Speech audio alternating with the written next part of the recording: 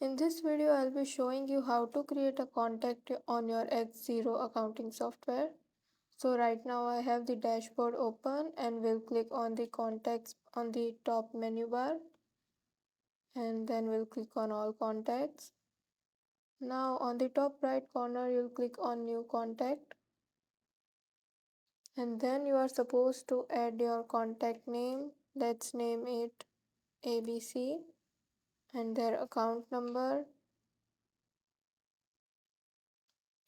Then you are supposed to add their first name and last name, their email, and their phone number, their website, their business registration number if their company is registered, then any notes if you want to make.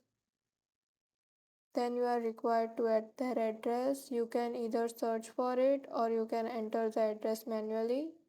Any works. Then you are supposed to add their financial details like their bank account name, bank account number, any other details, tax ID number, etc. Then the further details are not really required. You can add them if they are useful and relevant to you. Then you are required to save and close to save your contact. And here we have our contact named ABC.